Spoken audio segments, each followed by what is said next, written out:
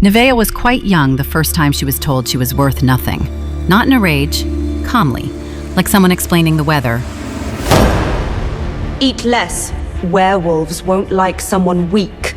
Remember this carefully. On your 18th birthday, I will get rid of you. Any werewolf who wishes for you can take you away from here. At least then, you will finally be of some good. The princess ran from the dining hall because this was the price she paid for being the unwanted child of the Alpha King.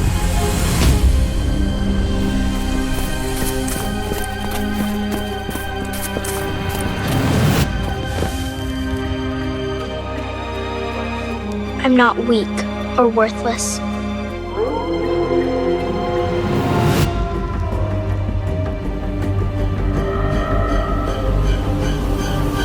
What's happening?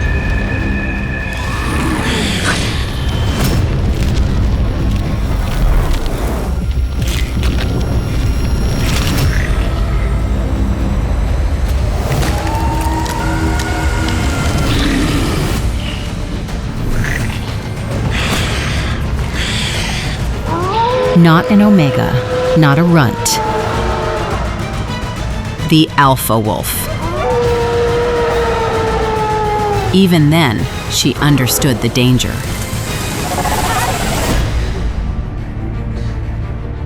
There couldn't be two Alpha Wolves. Her stepbrother Alessio was the heir. If the pack discovered that the unwanted daughter of the Alpha King possessed the strongest wolf in existence, it would humiliate the entire kingdom. And the Alpha King destroyed humiliation. Neveah forces the wolf down. Her body shakes violently. If I want to survive, I must hide the truth. Half royal blood and half burden. That was the truth Vilma saw every time she looked at the illegitimate princess. Neveah's mother had been human.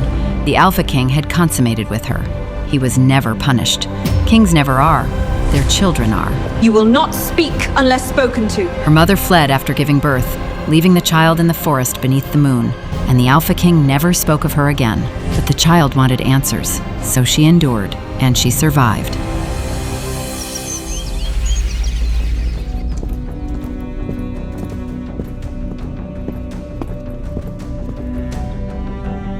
We will only have to bear with her until she turns 18. In this palace, kindness did not exist. Power did, and secrets were the only thing keeping her alive. Time moved slowly in that palace, but she learned to carry the weight of it without breaking. Hello, Neveah. Alessio greeted her with a smile every time. What followed the smile was never as kind. Not the face. It's valuable. But Alessio never understood something. She healed. Cuts sealed overnight. Bruises vanished within days. Because the unwanted princess possessed a rare gift, healing. And the Alpha King knew exactly how to use it.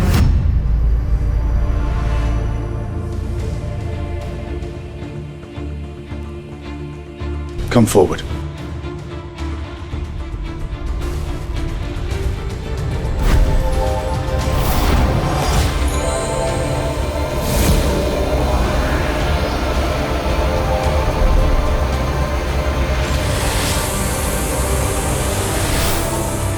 Every healed Alpha meant another throne secured.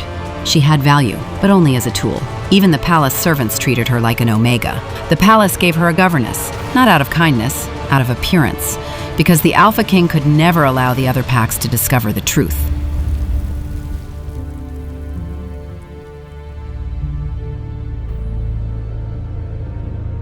You're holding back.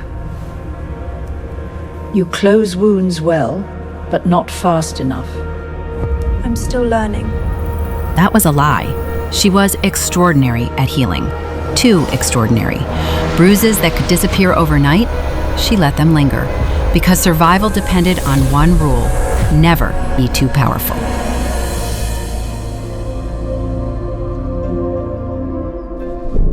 Seasons changed. The girl they ignored had grown into a beautiful young princess, and not one of them noticed.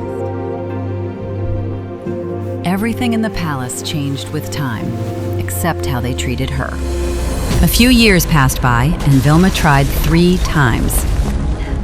Perhaps more, but Neveah survived everyone.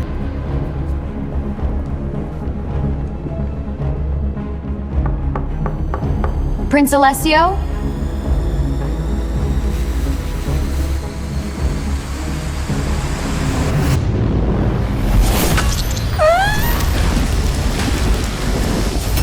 The Alpha Wolf almost surfaced, right there in the corridor. Years of control almost gone in one moment of pain.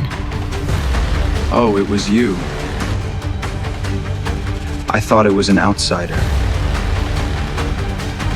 Though you're nothing but an outsider either.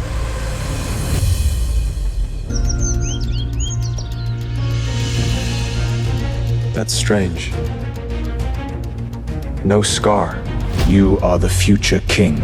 Do not waste your time on such mischiefs. Neveah knew Alessio wouldn't forget, but she had no choice.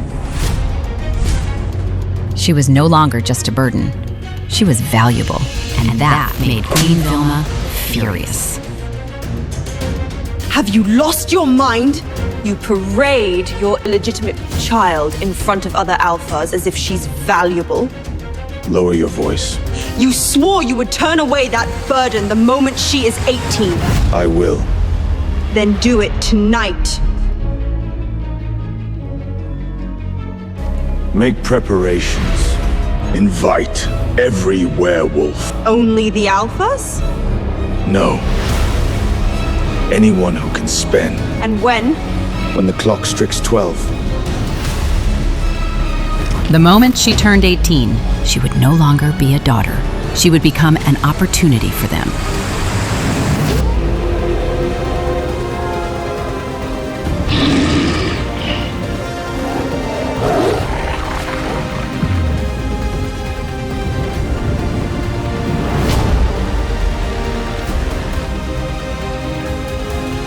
Stand still.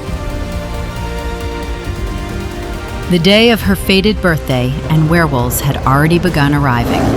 Alphas, pack leaders, nobles, merchants, even wolves with no title at all summoned for one reason: to judge, to decide the fate of the unwanted daughter of the Alpha King.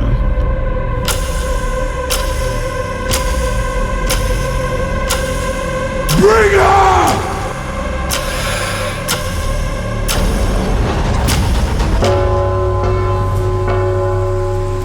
The bidding could begin. The palace had transformed. Torches burned brighter. Silk banners hung from balconies.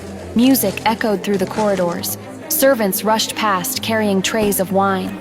To everyone else, it was a celebration, a royal ball. But Neveah knew the truth. It was an auction for her. A sharp slap cracked through the silence. Neveah dropped to her knees. Her cheek burned. "Get up," Alessio said coldly. "I didn't tell you to kneel."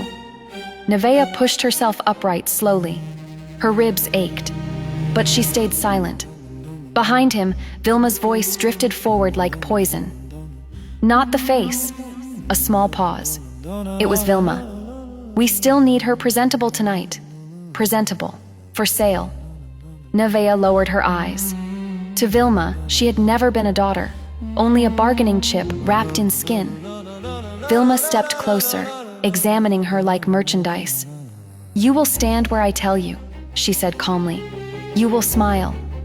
And whichever alpha wins the bid," her smile sharpened, "will own you." Neveah's fingers curled, but she said nothing, because rebellion would only make tonight worse. "Father is waiting," Alessio muttered. He shoved her toward the palace. The courtyard blazed with golden light. Guests had already begun arriving. Werewolves from every territory, powerful alphas, wealthy traders, mercenaries, even wolves with no titles at all summoned for one reason: to bid, to decide what the Alpha King's daughter was worth. Alessio leaned close as he pushed her through the gates. "Cry," he murmured, and I'll give you a real reason. Vilma walked ahead like royalty. To strangers, it looked like a noble family escorting a servant. They didn't know the truth. The servant could destroy every alpha in the palace if she stopped pretending. The hall overflowed with wolves, broad shoulders, predatory eyes, expensive silks, gleaming jewelry, laughter that carried too much hunger beneath it.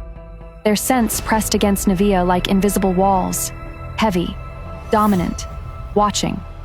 At the center of the hall stood the Alpha King, silver hair glinting beneath torchlight, emerald eyes sharp and calculating, the royal crest across his chest, the same crest Neveah should have inherited. "Neveah," he called. His voice cut through the ballroom. "You kept our guests waiting." "I'm sorry, Father. Look at me." She lifted her head slowly. His eyes swept over her face, then her gown, then the posture she had perfected after years of being displayed like treasure. Approval flickered there. Not for her, for the effect she had on the room. He was about to speak again when hurried footsteps broke the rhythm of the hall. An Omega attendant rushed forward, breathless, dropping to one knee before the Alpha King. "My king," he said, voice shaking. "There is suspicious activity among some of the Alphas. I heard talk of unrest, possible conspiracy. They may be planning against you." The room did not hear him, but Neveah stood close enough to see her father's expression sharpen. For one moment, his satisfaction vanished. Alpha King Lothaire went still. Alpha Dane. The thought crossed Neveah's mind before he said it aloud. She knew her father had once tried to absorb part of Alpha Dane's territory into the crown's direct control. He had backed off before doing it, but some wounds did not need blood to remain open, and bitter men became dangerous men. The king's gaze slid across the ballroom. The Alphas here were smiling, drinking, toasting his rule, but underneath all that ceremony, something was moving, something he could not yet see. His hand tightened behind his back. Then he turned to Neveah. "Your bidding will not happen tonight." For a heartbeat, Neveah only stared. Relief came first, sharp, quick, almost painful. Then she looked toward Vilma.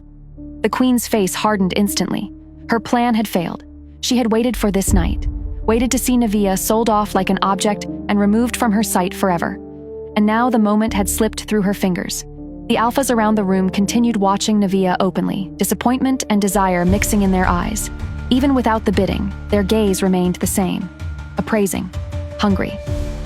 The king leaned closer. "Go stand with Lucas Varlston of the Eclipse Claw Pack," he said quietly. "He has been staring at you since you entered." Neveah glanced across the ballroom.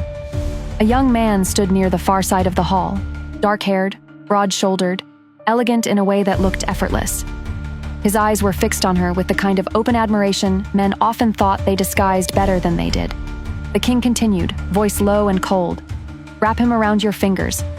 Neveah's stomach tightened. "Gather information. Eclipse Claw is involved somehow, but they are not acting alone. If the other packs are conspiring, he may know where the whispers begin." Neveah said nothing. "You understand what to do." It wasn't a question. "Yes, father," even though every part of her wanted to refuse. The king lifted 2 fingers. Lucas was summoned with barely a gesture. Moments later, he stood before them and bowed. "Greetings, King Lothaire," he said smoothly. Then his gaze turned to Neveah, and his expression softened in a way that instantly made her wary. "Princess Neveah." The Alpha King gave a slight nod. "Lucas Varlston of the Eclipse Claw Pack," he said. "My daughter." Lucas's eyes never left Neveah. "I know." A beat passed. Then he offered his hand. "Would you honor me with a dance?"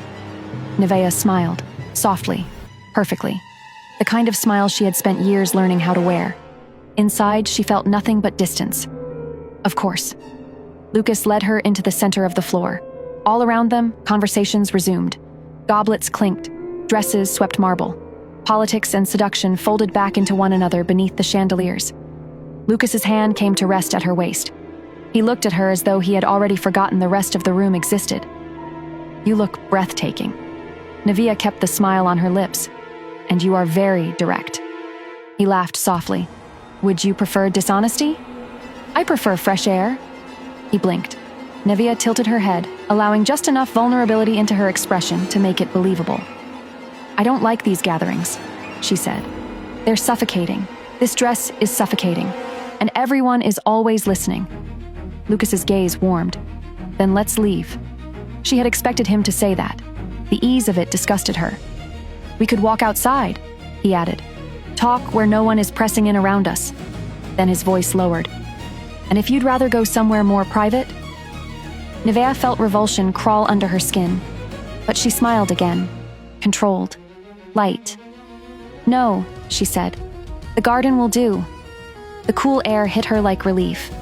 For a few breaths, Neveah allowed herself to feel it. Lucas walked beside her, slower now, as if afraid to disturb the moment. You're different from what I expected, he said. Neveah looked ahead. What did you expect? A princess who enjoys being admired. She almost laughed. Instead, she said, That sounds exhausting. Lucas smiled. You speak like someone who wants to run. For one dangerous second, Neveah wondered if he saw too much. I speak like someone who knows appearances are expensive, she replied. He studied her, too carefully, too quietly. It made her skin prickle. If he got too close, would he notice? Would he sense the wolf she kept buried beneath years of silence and fear? Would he realize that the so-called Omega beside him was stronger than any Alpha in the hall behind them? Neveah changed the subject before he could ask anything real. And Eclipse Claw? She asked lightly. Do all your gatherings feel this performative? Lucas laughed. But before he could answer, a familiar voice cut across the garden. Oh, so you are here. Neveah's body tensed instantly. Alessio stepped out of the shadows. His expression was ice. I should have known. His gaze moved from Lucas to Neveah and back again. I came to check whether Father's child had ruined herself already. What do you want? Neveah asked. Lucas shifted subtly in front of her, protective, instinctive. Alessio saw it and smiled without warmth. Move, he growled. No, Lucas said. The garden went still. Do you think you can order me? Alessio snapped. You are nothing but your father's spoiled heir. Lucas didn't blink. And you, he said evenly, are nothing but your father's servant. Alessio went rigid. Shock flickered across his face. No one spoke to him that way. Lucas took one calm step forward. You call yourself a prince? You have no discipline, no control, no respect. You're not fit to rule anything. Alessio's wolf surged near the surface, and Neveah made a mistake. The faintest smile touched her lips. Because for the first time in her life, someone was standing between her and pain. Alessio saw it. His gaze snapped to her. Murderous. Lucas's voice stayed low. Back away, Alessio, before you embarrass yourself further. A long silence followed. Then Alessio stepped back, only one pace, but it was still retreat. He looked at Neveah one last time, and the promise in his eyes chilled her blood. Then he turned and walked back toward the palace. Neveah already knew what that look meant. This wasn't over, not even close. Lucas turned to her. Are you all right? Yes, she said too quickly. But she wasn't, because she understood something now. Lucas was protecting her because he was enchanted by her beauty, not because he knew her, not because he cared. And she felt nothing for him at all. Only wariness, only distance. Only the fear that if he kept watching her so closely, he might begin to see what should never be seen. I should go back, she said. Lucas frowned but stepped aside. I'll walk you. No. Too sharp. Neveah softened her tone. I'll be fine. He hesitated, then nodded, and Neveah left him there beneath the moonlight.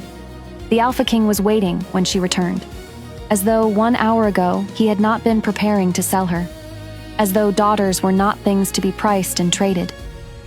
Did you get the information I need? He asked calmly. Neveah's face didn't change. It's a work in progress. Eclipse Claw is involved somehow, but they are not the mastermind. And that is all? I need more time. His eyes narrowed. But you have him interested? Neveah's jaw tightened. Yes, father. A slow smile touched his mouth. Good. Then keep at it. The deeper he falls for you, the better. I would like to see the look on his father's face when his son begs for your hand. A handclap of laughter sounded from the doorway. Alessio. Your hair is ruined. Your dress is ruined, he said. Were you intimate with him already? Vilma's voice followed, sharp with contempt. Do you need to ask? You know exactly what sort of tramp she is." Neveah looked to her father. He said nothing. As long as her body remained unmarred, he did not care what names they threw at her. So Neveah lifted her chin and answered for him. "No, I wasn't." A beat, then colder. "But if father commands it, I'll have him wrapped around my finger soon enough." She turned and walked away before any of them could answer. The door shut behind her. Neveah had endured years of torture, holding on to the hope that one day she would uncover the truth about where she came from, the truth about her birth. She crumpled to the floor in the silence of her room, breath shuddering, heart pounding. And beneath the humiliation, beneath the disgust, beneath the exhaustion, one truth settled into her bones like ice. Alessio would come back, because he had seen her smile, and men like Alessio never forgave humiliation. Alessio shoved Neveah inside. Cold stone met her knees. The dungeon smelled of iron and damp walls. He picked up the whip hanging from a hook. "Say it," he said calmly. Neveah lifted her head slowly. "Say what?" "That you are nothing." She shook her head. "I won't." The whip cracked. Pain exploded across her back. Her fingers clawed at the floor. "Say it," Alessio repeated. "You are an Omega. An accident. An embarrassment to this pack." Another lash came down. Neveah bit down on the scream rising in her throat.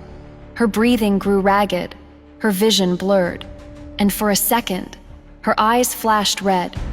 Alessio froze, his gaze narrowed. "Your eyes..." Before he could step closer, the dungeon door burst open. 2 soldiers rushed inside. "Prince Alessio!" Alessio turned sharply. "What is it?" "There's an intruder in the eastern wing, my lord." His irritation deepened. "What kind of intruder?" "We don't know yet," the soldier replied quickly. "The Alpha King wants you immediately." Alessio looked back at Neveah. His jaw tightened. "This isn't finished." He threw the whip aside. "You're not even worth the effort." His footsteps faded down the corridor, leaving Neveah alone. The door creaked open again. Alpha Dane stepped inside. Behind him, Luna Colleen. The moment Colleen saw Neveah's back, she gasped. "Oh gods!" She rushed forward. "What did he do to you?" Neveah pushed herself upright slowly. "I'm fine." Dane's voice was quiet. "You're not fine." Neveah forced a tired smile. "I've survived worse." Colleen knelt beside her. "You saved my life once," she whispered. Dane nodded. "She healed me after the border war." Neveah looked away.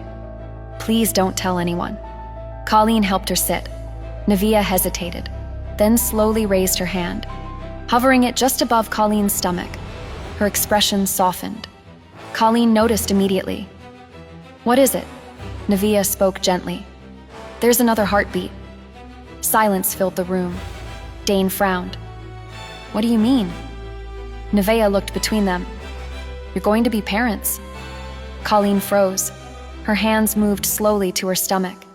Dane stared in stunned disbelief. "You're certain?" Neveah nodded softly. "Yes."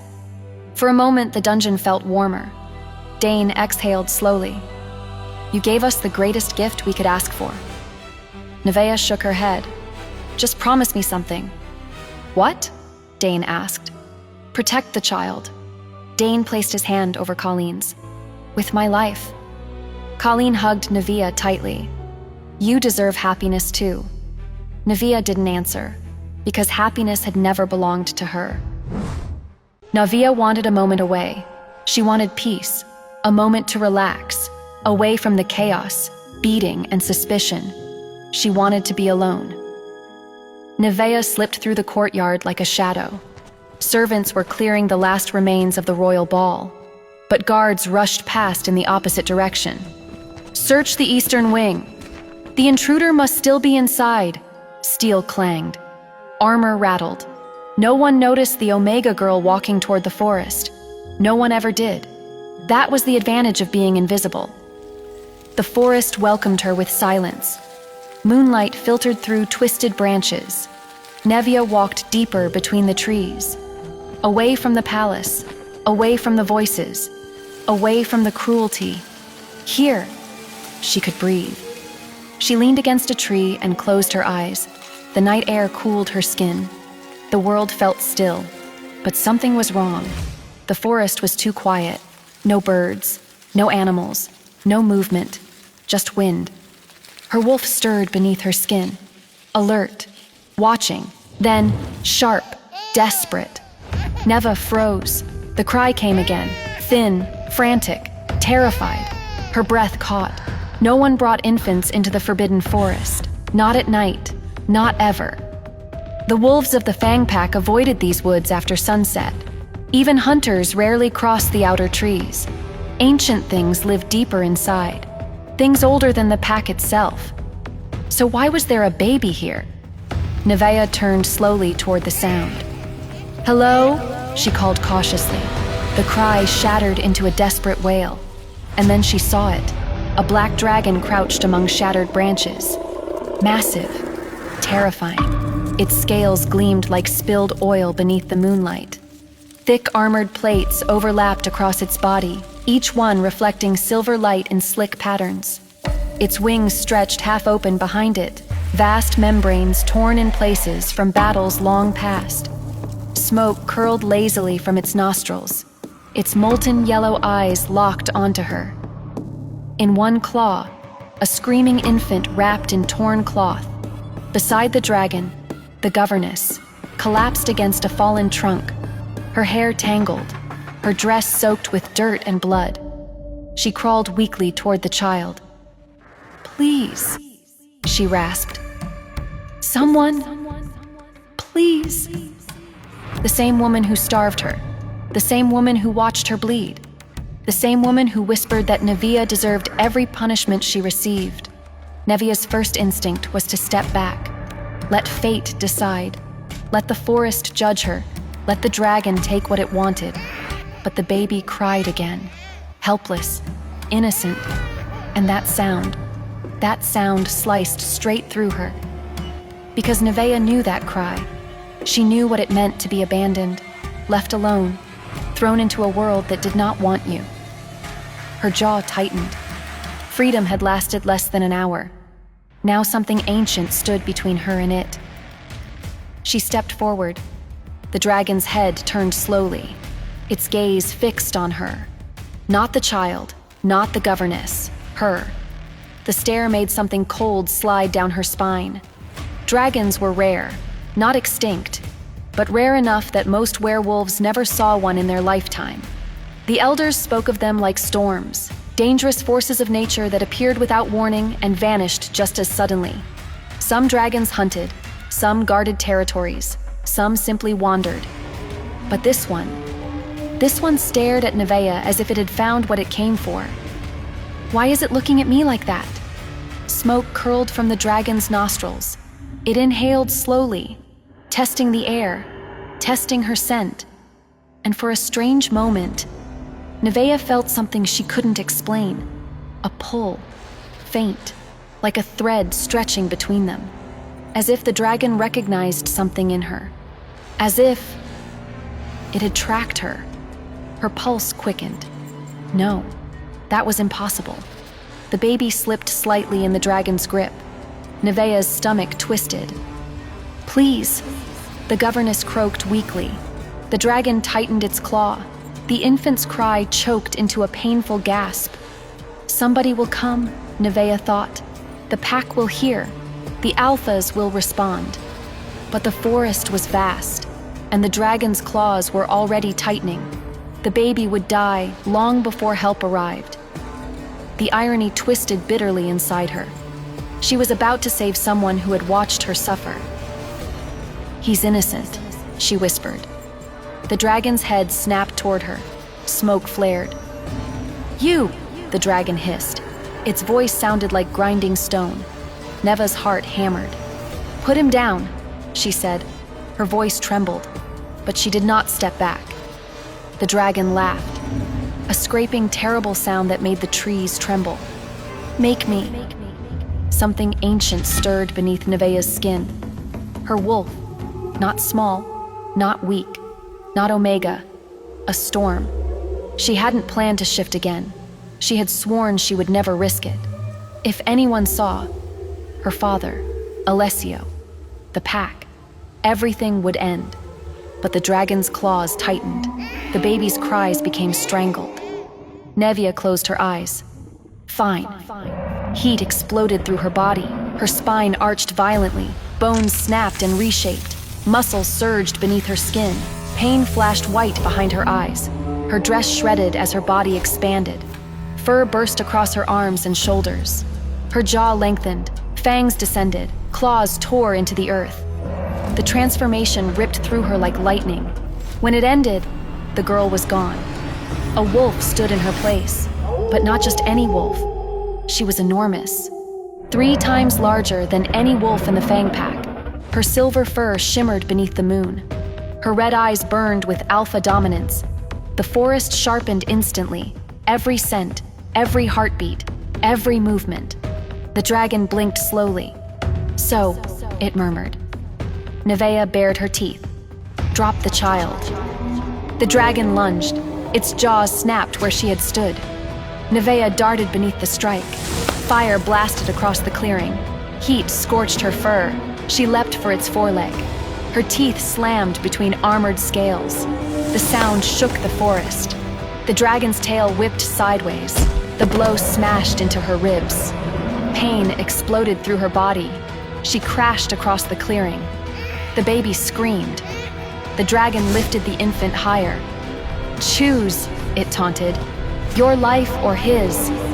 Rage drowned her fear. Neveah launched forward again. She slammed into the dragon's chest with everything she had. The beast staggered half a step. Just enough. The infant slipped from its claw. Neveah leapt. She caught the baby mid-air in her jaws. Gentle. Careful. She sprinted toward the governess and laid the child beside her. The governess grabbed the infant instantly, clutching him to her chest. Her eyes lifted toward the silver wolf. Wide, terrified, unfocused. Did she see? Did she witness the transformation? Or had she fainted before it happened? Neveah couldn't tell. The dragon growled behind her. She turned back. Blood trickled down her side. Her breathing was ragged. You are strong, the dragon said slowly. Stronger than an Omega should be. Neveah didn't answer. The dragon attacked again. Its claws ripped across her shoulder. Pain blinded her. She snapped for its throat. But its scales were too thick. Its tail whipped again. Her body slammed into a trunk. The world spun. Her legs trembled. She was losing. The dragon loomed over her. Small wolf, it murmured. You should have run. Then, Neveah's ears twitched. Voices. Wolves. The Fang Pack. They were coming. Panic shot through her. If they arrived now, if they saw her, everything would end. The dragon raised its head. The approaching wolves crashed through the forest moments later. Torches burst through the trees. Armor clattered. Alphas from several packs gathered at the clearing's edge, and they stopped, frozen, because they had never seen anything like this. A dragon, and a wolf larger than any they had ever known. Shock rippled through the gathered wolves. What is that wolf? No wolf grows that large. It's an alpha. No alpha looks like that. The Alpha King stepped forward, his gaze locked on the silver wolf. This creature is dangerous, he said coldly. Once it falls, capture it. He did not recognize her. He did not realize he was commanding the capture of his own daughter. Back in the clearing, the dragon attacked again. Neveah barely dodged. Its tail struck her side. Her body lifted into the air. Branches shattered around her. The sky spun. She was falling. Below her, the pack surged forward. Catch the wolf, the Alpha King commanded. Neveah's mind raced. If they caught her, if she shifted back, they would know. The child, the strongest wolf. Her father would not hesitate. Unstable bloodlines are eliminated. Her strength flickered. Her wolf trembled. She could feel the form weakening. Her fur began to recede. The ground rushed closer. Then, the sky split open. A golden dragon tore across the moon. Massive, radiant. Its scales burned like molten sunlight. It slammed into the black dragon mid-strike. The impact shook the clearing. Gasps erupted among the wolves. Another dragon!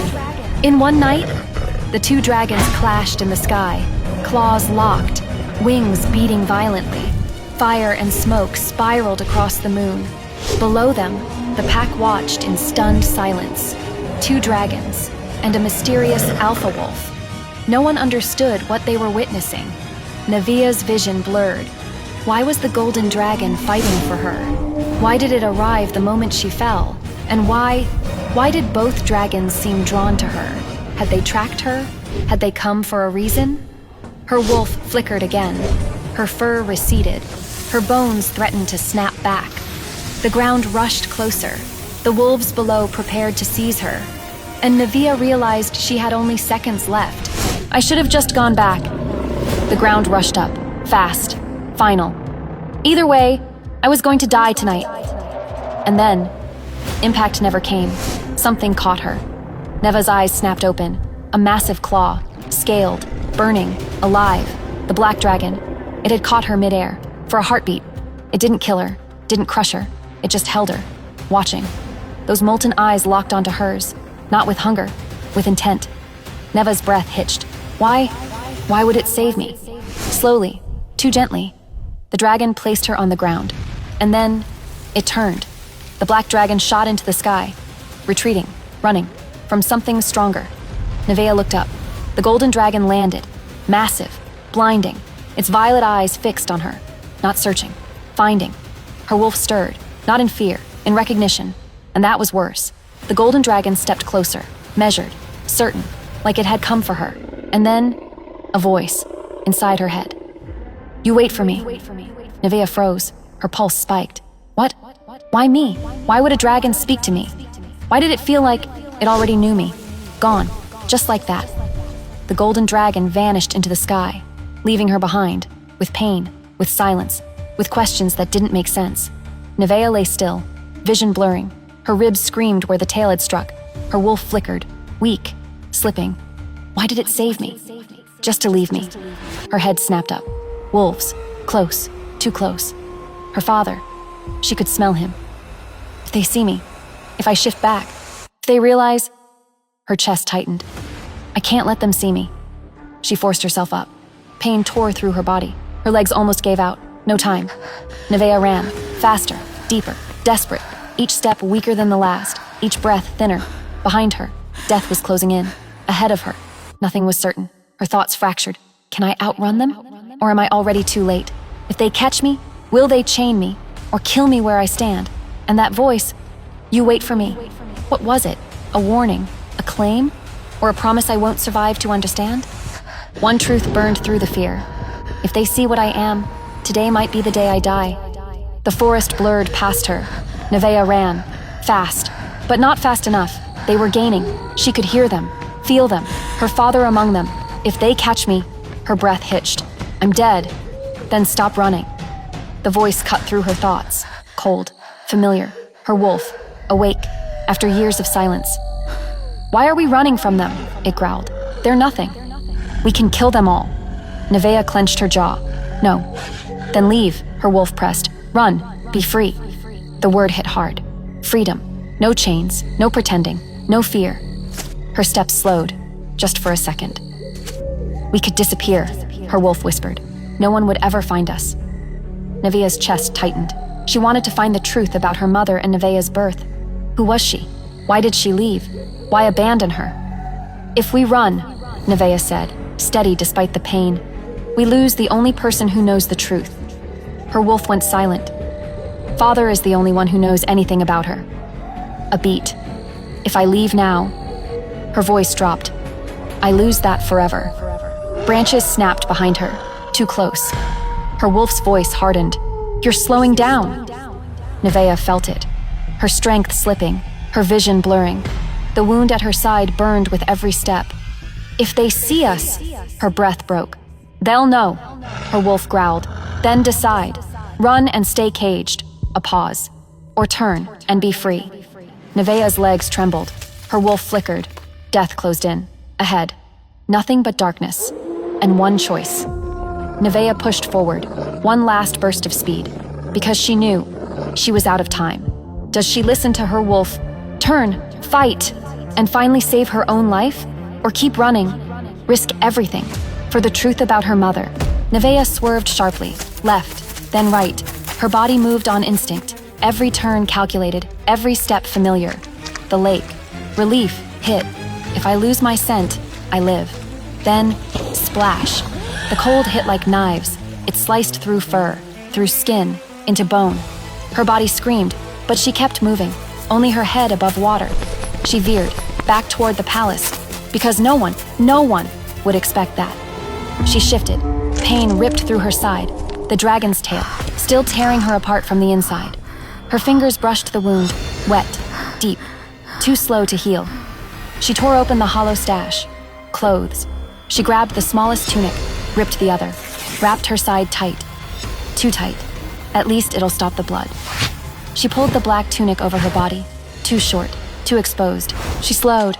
Careful now, every step measured. She avoided patrol routes. Shadows became her shield. 2 hours. That's what it took to get back. 2 hours of bleeding. 2 hours of almost collapsing.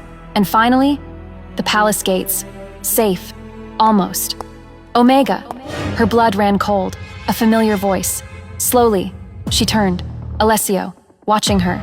Green eyes sharp. "Where were you?" he asked. Quiet, dangerous. His gaze dragged over her. The tunic, her legs, the blood.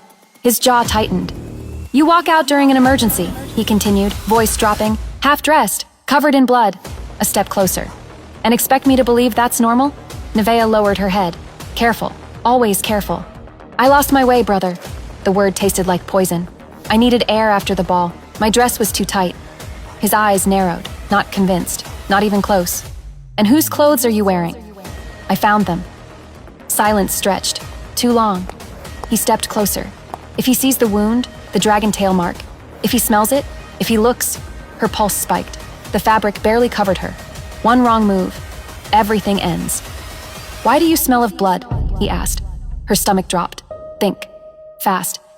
"It's my time of the month." A pause. His lip curled. He kept staring, studying, like something didn't add up. His hand closed around her throat, cold, unyielding.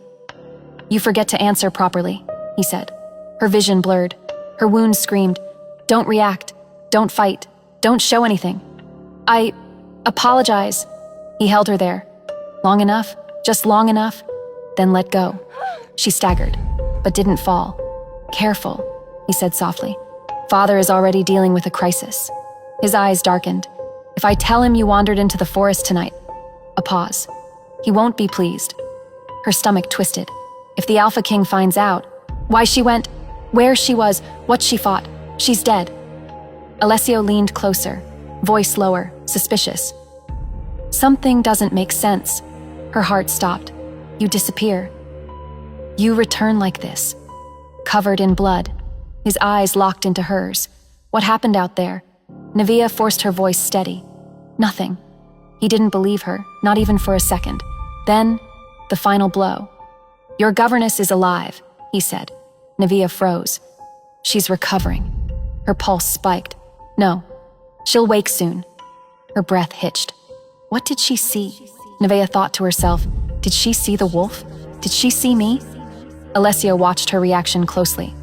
"Go to your room," he said finally. Neveah stood still, shaking, bleeding, exposed. Because now, it wasn't just the forest chasing her, or the wolves, or the dragons. It was suspicion, inside the palace, inside her own home. Neveah leaned against the wooden bath. Water around her, faintly red. Her blood. Her eyes drifted shut. The wound wasn't healing fast enough. She stood before the mirror, turned slightly. The mark, left by the dragon. Her fingers brushed it. She winced. She wrapped the bandage tight, pulled on her robe. The bloodied tunics disappeared into flames. No evidence, no trace, but no answers either. That night, she slept with many questions in her mind. The next morning, Neveah woke up with a loud knock on her door. "Princess! Princess!" Neveah groaned, buried her face into the pillow, ignored it. "Princess!" she snapped. got up, opened the door. A girl stood there, bright, alert, too alert. "I'm Layla, your new governess." Neveah turned away, already uninterested. But then, "Oh, did your grace hear what happened last night?" Neveah stilled. "What?" Layla leaned in, excited. "The Dragon King was here." Silence. Neveah froze. Her breath stopped. Dragon? King? Not just a dragon? The Dragon King? The ruler of all dragons? Her mind spiraled. No, that's not possible. Then, what did I face last night? Her pulse spiked. The Dragon King? A ruler feared across realms. He does not hunt without purpose. So why? Did he come for her? Why did his eyes lock onto her, like he had been searching? Her fingers curled into the sheets, because one truth stood above all. The Dragon King does not chase Omegas. So what did he see in Neveah that made him descend after decades? And the thought that froze her blood? Did he come because he already knew what she is? Hi, Neveah here. If you are wondering what happens next, then download the Pocket FM app and listen to the exciting episodes of The Eclipse Princess now, with the link in the description.